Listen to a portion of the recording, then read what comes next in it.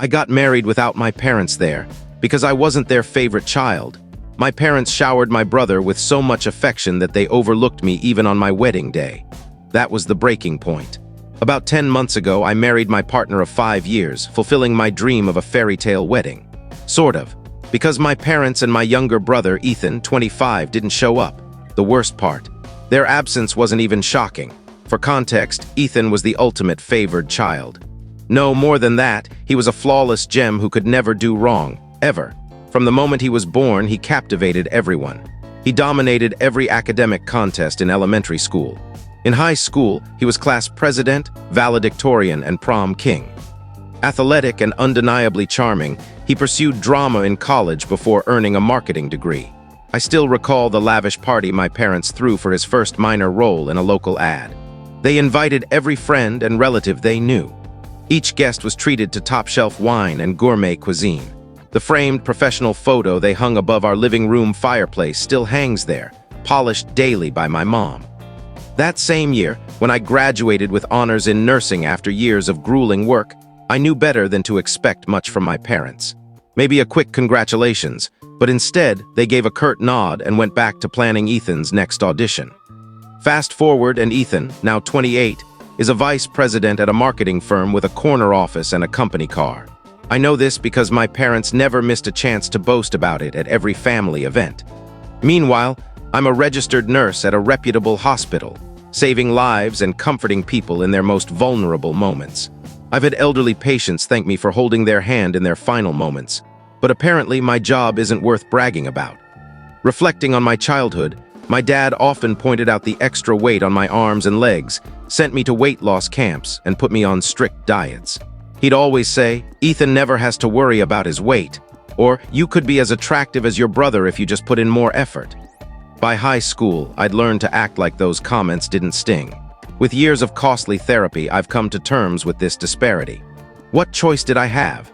I spent years chasing my parents' approval, taking their recommended courses, joining their chosen clubs, even trying drama, which Ethan never let me live down when I failed. Nothing ever sufficed. By my late 20s, I gave up trying to win them over. I focused on my own path. I advanced in my nursing career on my terms and built connections with people who appreciated me for me. Life improved after that. Knowing my parents cared about appearances, I kept our interactions shallow to avoid drama. They didn't seem to notice my emotional withdrawal, too busy doting on Ethan. If they did, they didn't care. It was around then that I met my husband at a hospital charity event through a mutual friend. Unlike my family, he truly saw me. He loved my witty sarcasm, my dedication to my patients, and even my body. He was one of the first people who never suggested I change or compared me to anyone else. He made me feel deserving of love.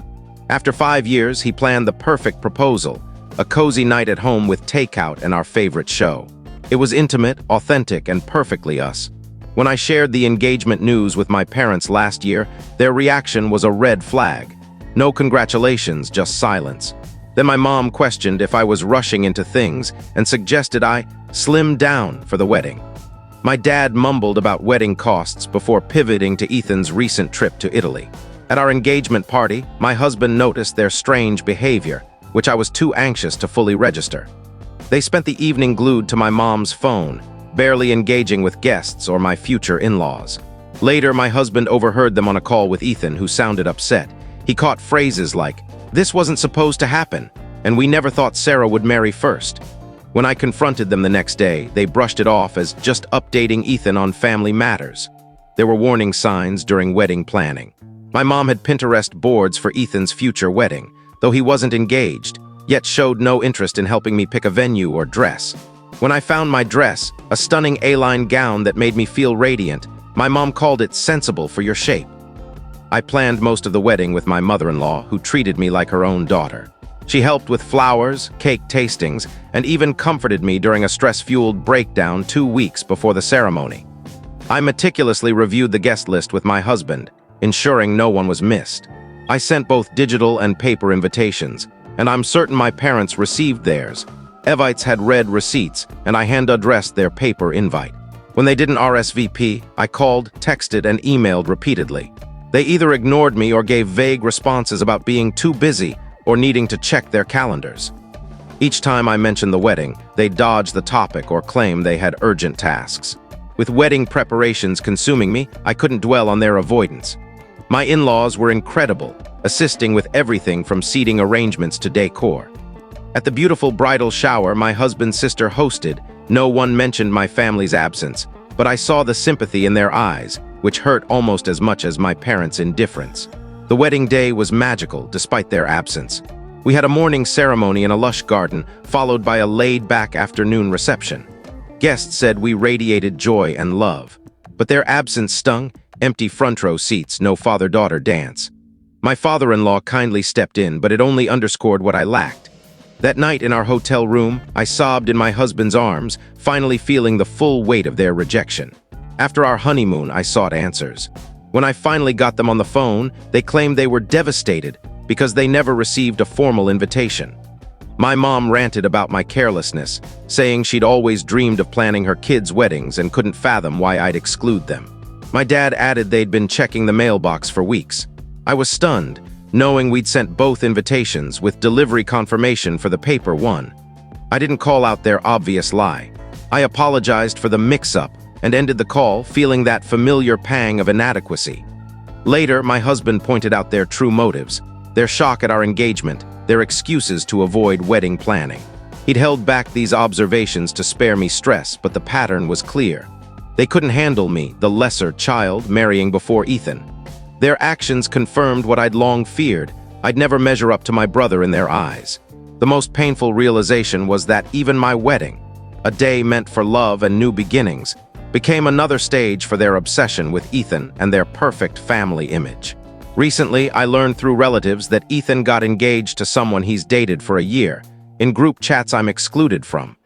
My parents are thrilled, boasting about booking upscale venues and designer outfits.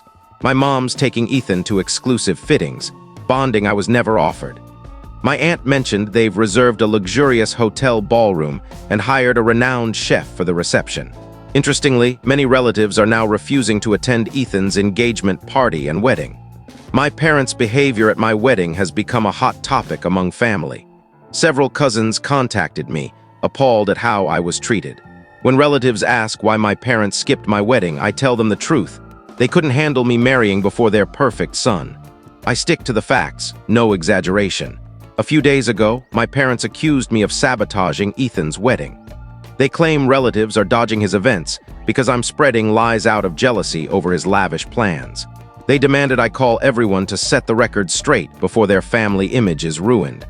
I'm only sharing the truth.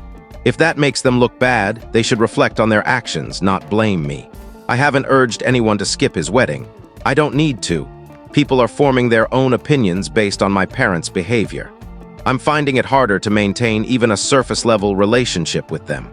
Their absence at my wedding showed I'll never be enough for them. The hardest part isn't their absence anymore. It's accepting I'll never have the supportive parents I craved. I'm focusing on my life with someone who truly values me, but I'll update if anything major happens. Update 1: It's been 2 weeks since my last post, and things have escalated. After reading your encouraging comments, I decided to confront my parents in person about their absence at my wedding and their accusations that I'm ruining Ethan's big day. When they texted about their damaged family reputation, I knew it was time to address everything. On the call, they immediately accused me of envying Ethan and orchestrating this drama. For the first time, I didn't defend myself. Instead, I agreed, but not as they expected. "You're right," I said. "I am jealous, not of Ethan's job, looks, or success, but of the unwavering love you've given him that you never offered me." Silence followed. My mom claimed I was exaggerating, insisting they treated us equally. Something broke inside me. Years of suppressed pain poured out.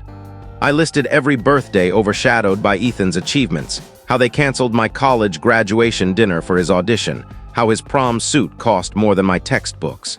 I reminded them they skipped my high school honors ceremony because Ethan had a sniffle, yet attended his track practice the next day. My dad tried to interrupt, calling me dramatic, but I pressed on. I described watching them plan Ethan's dream wedding while ignoring mine, the pain of their empty seats, and how my mother-in-law filled their role. Their response was revealing. Instead of addressing my pain, they turned it on me. "Why didn't you speak up sooner?" my mom asked, as if I hadn't tried for years, only to be dismissed as too emotional. My dad said I was being cruel by sharing these feelings with family, accusing me of sabotaging relationships. Then my mom said something that clarified everything. We never thought you'd stoop to ruining Ethan's wedding out of spite. We always knew you were insecure about his success. This isn't how we raised you. I realized they weren't listening. They saw this as about Ethan, not their actions or my pain. For the first time, I didn't smooth things over. I didn't apologize. Instead, I said, "You're right, you raised me to believe I'd never be enough. That Ethan's wins would always matter more, but you also taught me I deserve better." A long pause followed. My dad's voice was icy. "If you've decided we're bad parents, maybe it's time to stop pretending. We thought you'd help fix this as family, but you've made your choice." My mom added, "Maybe you just couldn't handle not being the star. We always tried to be fair, Sarah. You chose to play the victim." I didn't argue. They just confirmed everything. I said goodbye and hung up. Afterward, I felt a strange relief. There were tears, but not the crushing ones of my youth. They were freeing. I'd finally said everything without guilt. Later, my husband found me on our balcony watching the sunset. He held my hand silently. "They'll never change, will they?" I asked. "No," he said, squeezing my hand. "But you have, and that's what counts." He's right. The girl who begged for their approval is gone. The woman who walked away from that call doesn't need their validation. It hurts to accept they'll never be the parents I need, but it's less painful than clinging to false hope. I don't care about Ethan's wedding or the family drama anymore. I've said my truth, and they can face the consequences. The weight I've carried my whole life is finally gone. It's not the happy ending I hoped for, but it's the closure I needed. To stop chasing love that should have been mine all along. Update 2, it's been 3 days since my confrontation, and things have taken an unexpected twist. Ethan jumped into the fray, but his plan backfired spectacularly. Yesterday, he sent me a meticulously worded message, dripping with his usual smug tone. "What you said to Mom and Dad was out of line. They've supported us our whole lives, given us everything. You can't accuse them of being bad parents just because you're insecure about your choices." He went on, mixing superiority with subtle digs. "I get that your wedding wasn't perfect, but that doesn't mean you should sabotage mine. There's nothing wrong with wanting a celebration that reflects the hard work some of us put into achieving certain standards. Not everything's a rivalry, Sarah." I didn't respond. Years of dealing with his manipulation taught me engaging only fuels him. I blocked his number. Ethan hates being ignored, so I figured that was it. Hours later, my husband called me at work, laughing uncontrollably. Apparently unable to reach me, Ethan got my husband's number, likely through a mutual contact, and sent him a string of texts revealing why our sibling bond has always been strained. His first message started politely. "As Sarah's brother, I'm concerned about our family's harmony," but it quickly turned manipulative. He told my husband, a senior software engineer with a master's, that as the new man in my life, he had a duty to guide me to act appropriately. He called me overly sensitive and said I didn't grasp the bigger picture. He even tried to appeal to my husband's supposed ambition, writing, "Surely you see the value of maintaining ties with successful family members like me. Sarah's actions are hurting her future and yours." My husband, who's always seen through Ethan's act, found it hilarious. He laughed at Ethan's assumption that his job title or networking promises would sway him. "He doesn't know me at all, does he?" my husband said. That night, we read the messages together, and instead of feeling hurt, I was laughing too. It felt freeing to see Ethan's tactics exposed, especially since they were aimed at someone immune to them. This showed me something about Ethan. Despite his success, he's still the insecure kid who needs to diminish others to feel big. It's telling that he tried to control me through my husband when I wouldn't engage. He did this in high school too. When he couldn't bully me directly, he'd try to turn my friends against me. Same game, different era. 10 years ago, his words would have crushed me. 5 years ago, I'd have been furious. Now I'm just done with the drama and find his manipulation attempts comical. My husband's response was perfect. "Thanks for your concern about Sarah's well-being. As her husband, my focus is her happiness, not controlling her. Please direct any concerns to her. Have a great day." When Ethan didn't get the reaction he wanted, he sent one last text. "I see she's turned you against the family too. Don't say I didn't try to help when this blows up." Ironically, Ethan's help only solidified my decision to distance myself from their toxic dynamic. His text showed he's still the same manipulative person who needs to control the narrative and sees any challenge to his perfect image as a threat. Instead of driving a wedge between us, he brought my husband and me closer. We spent the evening laughing over his messages and planning a weekend trip. I've realized family isn't about facades or control. It's about standing together, laughing together, and supporting each other against manipulation, even from your own brother. I'm more certain than ever that staying out of Ethan's wedding drama is the right call.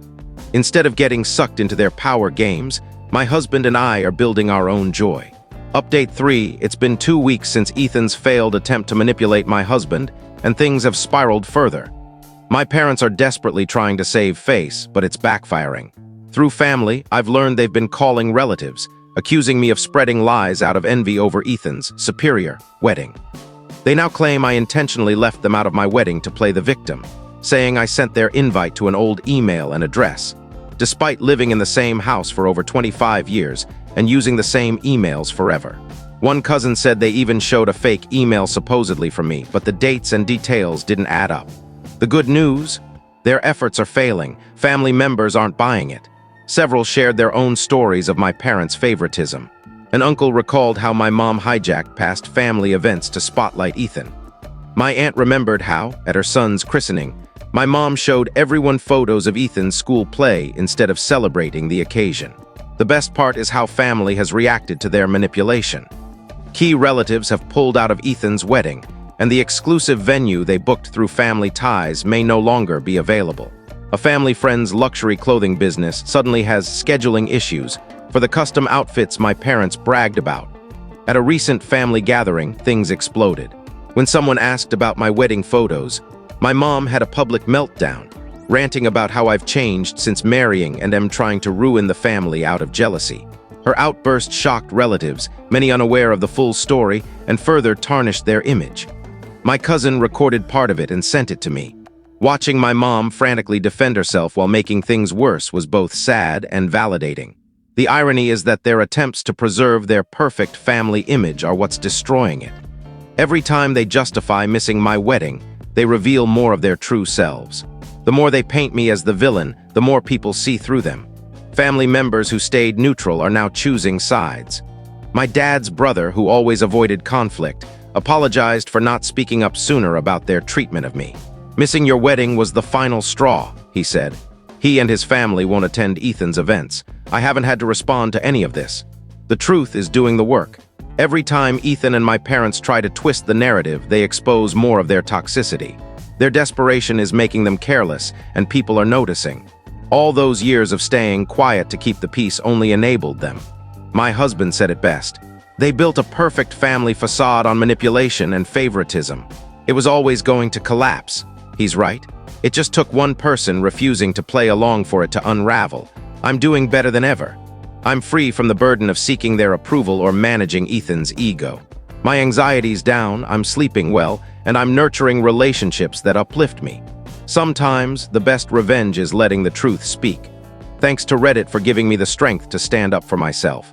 Your support has shown me what real family feels like.